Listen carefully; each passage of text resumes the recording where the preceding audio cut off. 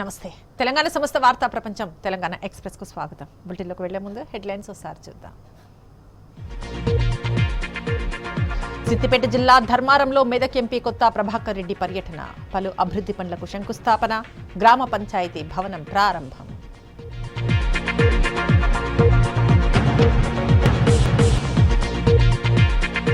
Khammam NSP క్యాంపులో PRTU community hall నిర్మాణం, శంకుస్థాపన చేసిన మంత్రి పువ్వాడ, ఎంపీ నామా, ఎమ్మెల్సీ మధు. పేద పిల్లలకు నాణ్యమైన విద్య అందిస్తున్నామన్న నేతలు. వడివడిగా మంచిర్యాల జిల్లా సమీకృత కలెక్టరేట్ నిర్మాణం, పనులను పరిశీలించిన ప్రజాప్రతినిధులు త్వరగా పూర్తి చేయాలని వర్క్ ఏజెన్సీకి ఆదేశం.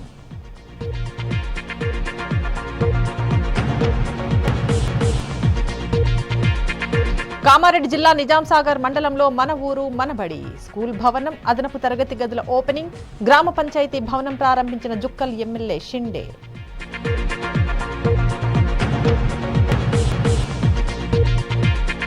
అట్టడుగు వర్గాల జీవితాల్లో వెలుగులు నింపుతున్న దళిత బంధు, నల్లగొండ జిల్లా వేములపల్లిలో యూనిట్ల ప్రారంభం, లబ్ధిదారులను అభినందించిన Miryalaguda MLA Bhaskar Rao.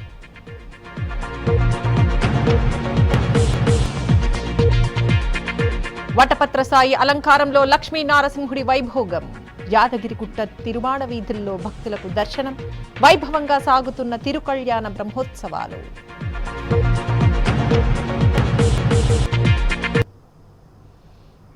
Medical student ప్రీతి ఆత్మహత్యా యత్నానికి కారణమైన సైఫ్ ను చట్ట ప్రకారం కఠినంగా శిక్షిస్తామని మంత్రి ఎర్రబెల్లి దయాకర్ రావు తెలిపారు. హైదరాబాద్ నిమ్స్ ఆసుపత్రిలో డాక్టర్లు ప్రీతికి మెరుగైన వైద్యం అందిస్తున్నారని చెప్పారు. నిమ్స్ ఆసుపత్రికి వెళ్లిన మంత్రి ఎర్రబెల్లి దయాకర్ రావు ప్రీతి ఆరోగ్య పరిస్థితిని వైద్యులను అడిగి తెలుసుకున్నారు. ఆమె తల్లిదండ్రులను పరామర్శించి ధైర్యం చెప్పారు. ఈ అమ్మాయిని సైఫాలియాని అరెస్ట్ చేసింది వాస్తవం అనేది కూడా నిన్న పూర్తిగా వాళ్ళ సెల్ ఫోన్లో కానీ ఆ మెసేజ్ చూసిన తర్వాత పూర్తిగా తేలిపోవటం జరిగింది. వాస్తవంగా హరాస్మెంట్ తోటి అమ్మాయి ఈ స్థాయికి తీసుకొచ్చిండ్రు. అయితే ఈ పిల్లగాన్ని సైఫాలియాన్ని జైలుకు కూడా పంపించడం జరిగింది. రెండవది, దీనికి సంబంధించిన కొంతమంది ప్రొఫెసర్స్ కూడా ఆ అబ్బాయికి సపోర్ట్ చేసిండ్రు అనేది తల్లిదండ్రుల ఆరోపణ చేశారు. గతంలో మేము చాలాసార్లు రిప్రజెంటేషన్ చేసినా కూడా పట్టించుకోలేదు. ఎవరు చెప్పినా కూడా మాకు న్యాయం జరగదని దాంతో కూడా కొంత హర్ట్ అయింది అమ్మాయి. దానికి కూడా వాళ్ళని కూడా యాక్షన్ తీసుకోవాలని తల్లిదండ్రులు కూడా రిప్రజెంటేషన్ కూడా నాకు చెప్పడం జరిగింది.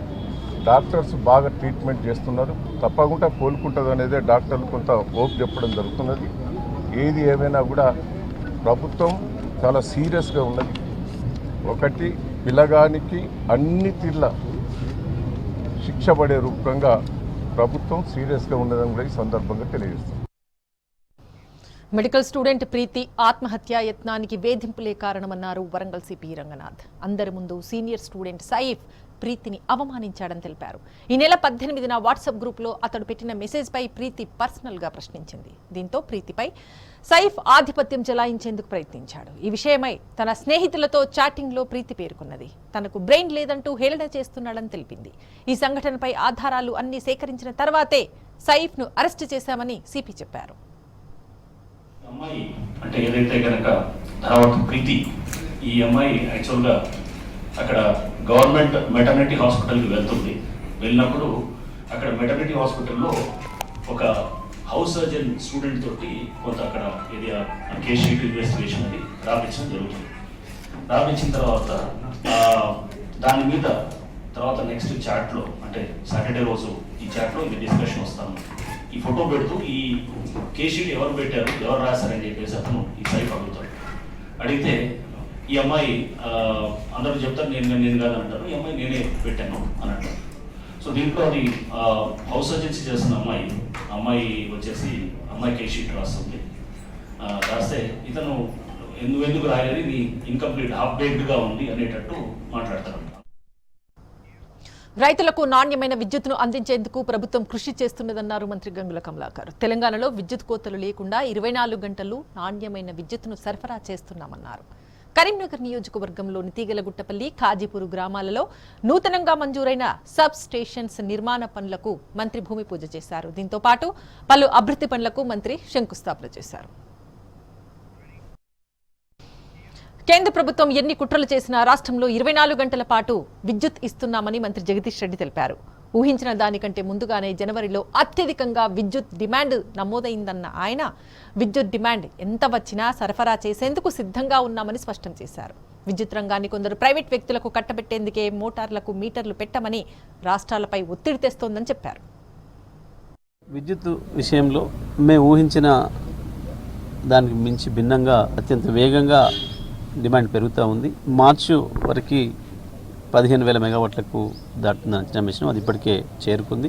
ఎంత డిమాండ్ వచ్చినప్పటికీ కూడా మేము నిరంతరాయంగా సరఫరా చేయడానికి సిద్ధంగా ఉన్నాం. ఈ మధ్యకాలంలో కొంత కేంద్ర ప్రభుత్వం ఎన్టీపీసీ వాళ్ళు మాట ఇచ్చి వాళ్ళు మాకు విద్యుత్ ఇవ్వలేకపోవడం వల్ల ఒక 3-4 రోజులు కొంత సమస్య ఎదురైంది. అదే సందర్భంలో 2 ప్లాంట్లు కూడా ఆగిపోవడం వల్ల సమస్య ఎదురైంది.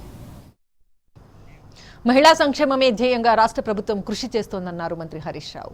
సిద్దిపేటలో యూనియన్ గ్రామీణ స్వయం ఉపాధి శిక్షణ సంస్థ నూతన భవన నిర్మాణానికి మంత్రి శంకుస్థాపన చేశారు. ఈ సంస్థలో మహిళలకు శిక్షణతో పాటు హాస్టల్ వసతి కూడా ఏర్పాటు చేస్తున్నామన్నారు. ఇందులో శిక్షణ పూర్తి చేసుకున్న మహిళలకు యూనిట్ కోసం లోన్ శాంక్షన్ చేసి ఇవ్వాలని అధికారులను మంత్రి ఆదేశించారు. ఇక్కడ మనం ఈ ఆర్సెటి ట్రైనింగ్ సెంటర్ ఒకటి రావాలని చెప్పి మనం ప్రయత్నం చేసినాం. ఆర్సెటి అంటే గ్రామీణ స్వయం ఉపాధి శిక్షణ సంస్థ. సరే, మధ్యలో కరోనా రావడము, కొంత ల్యాండ్ డిస్ప్యూట్స్ రావడము, ఫర్ వేరియస్ రీజన్స్ మనం బిల్డింగ్ పని ప్రారంభించుకోలేదు, కానీ ట్రైనింగ్ మాత్రం స్టార్ట్ చేసినాం. In rented accommodation, in temporary accommodation we started doing the training. ఈ ముఖ్యంగా ఇదేంటంటే దీని దేశంలో ఎక్కడా లేని విధంగా తెలంగాణను అభివృద్ధి చేసిన ఘనత సీఎం కేసీఆర్కి దక్కుతుందన్నారు మంత్రి అల్లోల ఇంద్రకరణ్ రెడ్డి. ఆదిలాబాద్ జిల్లా నేరడిగొండ జాతీయ రహదారి నుంచి కుంటాల జలపాతానికి వెళ్లే రహదారిపై వంతెన నిర్మాణానికి మంత్రి భూమి పూజ చేశారు. ఈ నిర్మాణానికి 3,30,00,000 రూపాయలను ప్రభుత్వం కేటాయించిందని తెలిపారు. కుంటాల వాటర్ ఫాల్ అంటే ఇది హైయెస్ట్ హెడ్ ఉంటుంది అన్నట్టు. తెలంగాణలోనే ఆంధ్రప్రదేశ్ రాష్ట్రంలో ఇంత పెద్ద హెడ్ నుంచి నీళ్లు పడేది కుంటాల వాటర్ ఫాలే మంచిది. ఆ వాటర్ ఫాల్కి వెళ్ళే క్రమంలో చాలా మంది వర్షాలు పడ్డప్పుడు ఇక్కడ వాగొచ్చి ఇక్కడే ఆగిపోవడం జరుగుతూ ఉంది. దానికి మరి బాబురావు ఎమ్మెల్యే గారు ప్రయత్నం మేరకు 3,30,00,000 రూపాయలతో మనం శంకుస్థాపన కార్యక్రమం. ఖమ్మం నగరంలో మంత్రి పువ్వాడ అజయ్ కుమార్ విస్తృతంగా పర్యటించారు. మోమినాన్ బజార్ ప్రభుత్వ పాఠశాలలో మనబస్తీ మనబడి కార్యక్రమంలో భాగంగా అభివృద్ధి చేసిన పనులను ఆయన ప్రారంభించారు. 68 లక్షల రూపాయల వ్యయంతో పాఠశాలలో ఏర్పాటు చేసిన మౌలిక వసతులను ఆయన పరిశీలించారు. అనంతరం జిల్లా ప్రజా పరిషత్ కార్యాలయంలో డాక్టర్ బిఆర్ అంబేద్కర్ విగ్రహాన్ని ఆవిష్కరించారు. మంత్రి వెంట MP Nama Nageswararao, MLA Ramulu Naik, MLC Tata Madhusudan, ZP chairman Lingala Kamal Raj ఉన్నారు. తెలంగాణ ప్రభుత్వం విద్యకు అధిక ప్రాధాన్యతను ఇస్తోందన్నారు ప్రభుత్వ chief whip Dasyam Vinay Bhaskar. Corporate పాఠశాలలకు దీటుగా ప్రభుత్వ పాఠశాలల రూపురేఖలు మారుతున్నాయన్నారు. విద్యార్థులకు నాణ్యమైన విద్యను అందించడానికే సీఎం కేసీఆర్ గురుకులాలను ఏర్పాటు చేశారన్నారు.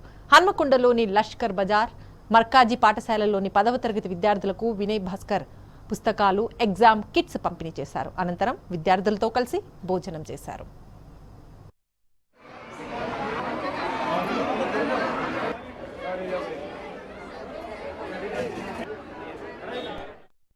సీఎం కేసీఆర్ సబ్బండ వర్గాల అభివృద్ధికి కృషి చేస్తున్నారన్నారు మండలి డిప్యూటీ చైర్మన్ బండా ప్రకాష్ ముదిరాజ్, ఎమ్మెల్యే ఆరూరి రమేష్. వరంగల్ జిల్లా వర్ధనపేట మండలం ఇల్లందులో 1,80,00,000తో చేపట్టిన పలు కుల సంఘాల కమ్యూనిటీ హాళ్లకు శంకుస్థాపన చేశారు. ఈ కార్యక్రమంలో స్థానిక ప్రజాప్రతినిధులు, కుల పెద్దలు పాల్గొన్నారు.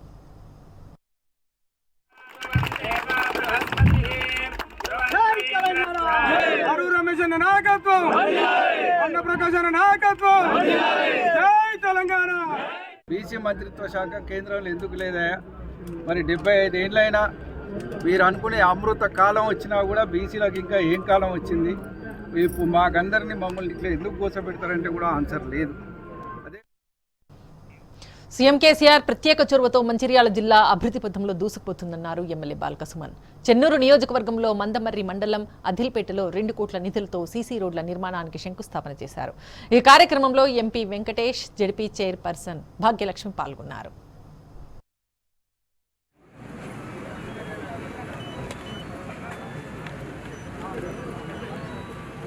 చెన్నూరు అసెంబ్లీ నియోజకవర్గ పరిధిలో ఈరోజు 5 మండలాల్లో సుమారు 100 పైచిలకు గ్రామాల పరిధిలో 347 సీసీ రోడ్లు, అదేవిధంగా మెటల్ రోడ్లకు దాదాపు 20 కోట్ల రూపాయలతోని నిధులు శాంక్షన్ చేసుకుని పనులు శాంక్షన్ చేసుకున్నాం.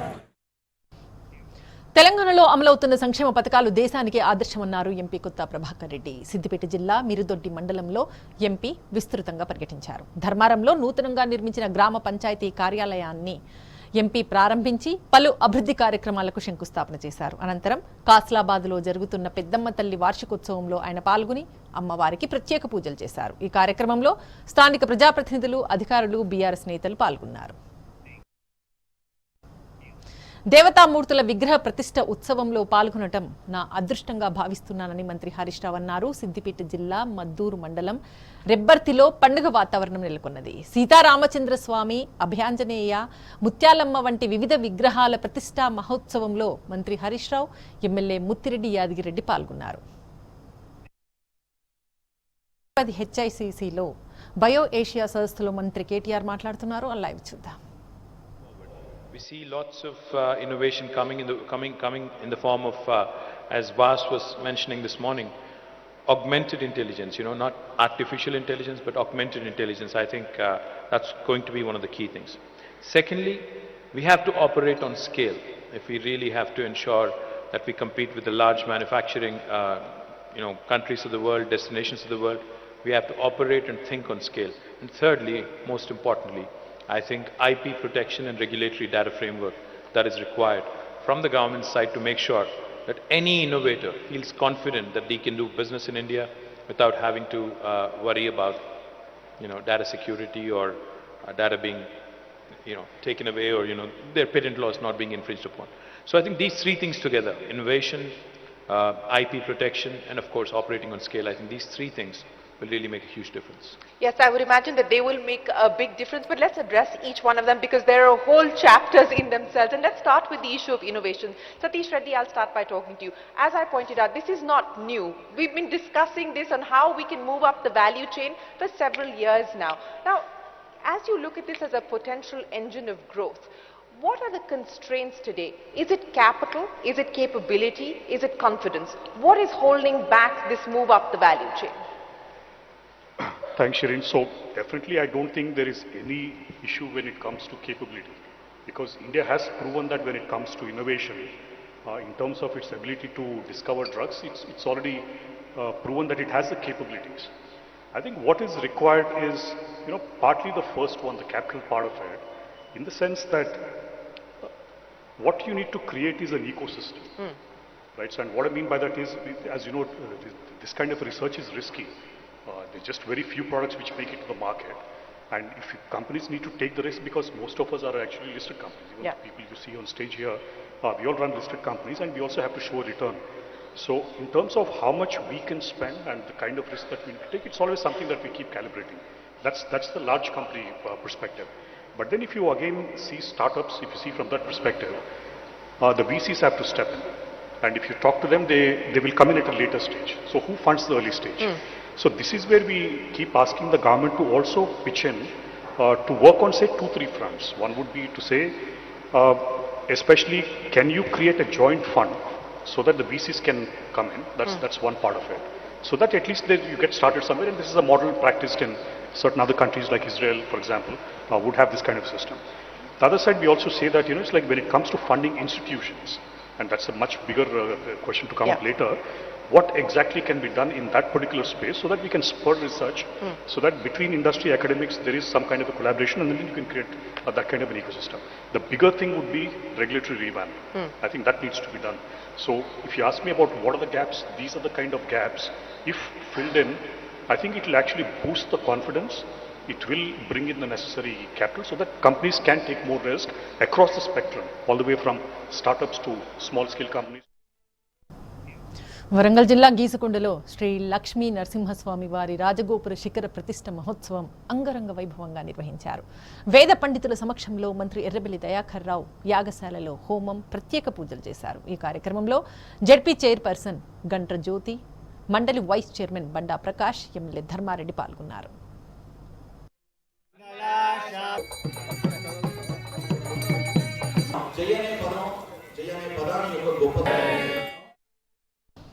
బంజారాల సంక్షేమమే ధ్యేయంగా రాష్ట్ర ప్రభుత్వం కృషి చేస్తున్నదన్నారు మంత్రి ఇంద్రకరణ్ రెడ్డి. నిర్మల్ జిల్లాలో బంజారాల ఆరాధ్య దైవం సంత్ సేవాలాల్ మహారాజ్ జయంతి వేడుకలను ఘనంగా నిర్వహించారు. బంజారాలు నిర్వహించిన భోగ్ బండార్లో మంత్రి పాల్గొని ప్రత్యేక పూజలు చేశారు. ఈ కార్యక్రమంలో ఎమ్మెల్యే రేఖా శ్యామ్ నాయక్, జెడ్పీ చైర్మన్ విజయలక్ష్మి, జిల్లా కలెక్టర్ వరుణ్ రెడ్డి తదితరులు పాల్గొన్నారు.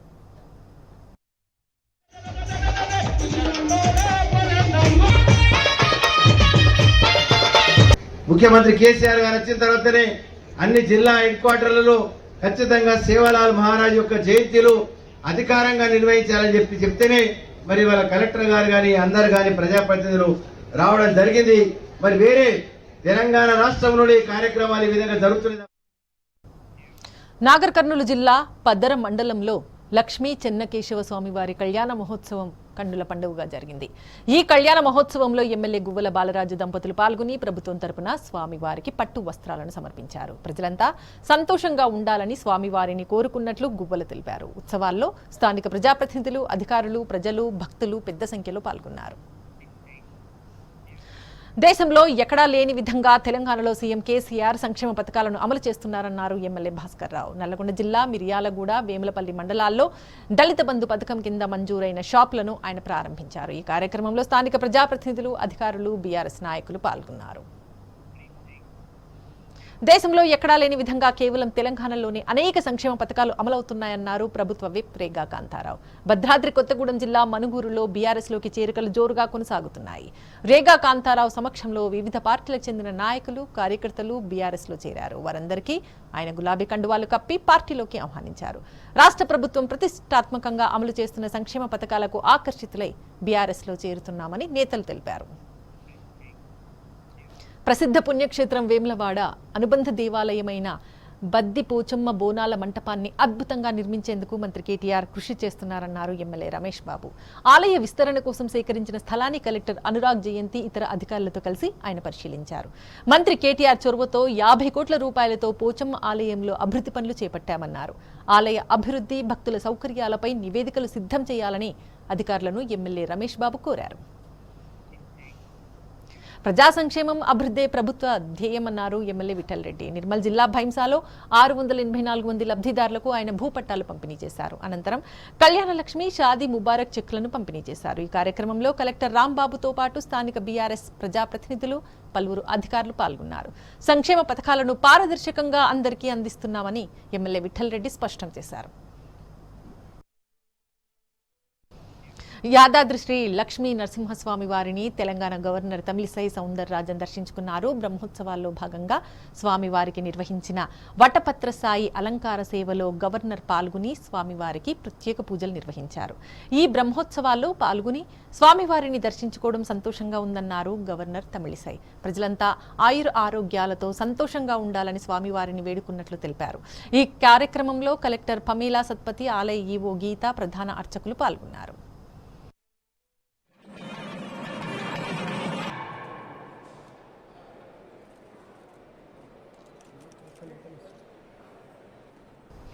పెళ్లి చేసుకుంటానని నమ్మించి మరో అమ్మాయితో వివాహానికి సిద్ధమయ్యాడో ప్రబుద్ధుడు. రంగారెడ్డి జిల్లా మైలార్దేవుపల్లికి చెందిన బీజేపీ నాయకుడు పృథ్వీ ప్రేమ, పెళ్లి పేరుతో ఓ యువతిని మోసం చేశాడు. మరో అమ్మాయితో పెళ్లికి రెడీ అయ్యాడు. విషయం తెలుసుకున్న బాధితురాలు పృథ్వీపై పోలీసులకు ఫిర్యాదు చేసింది. రంగంలోకి దిగిన పోలీసులు అతన్ని అరెస్టు చేసి చీటింగ్ కేసును నమోదు చేశారు.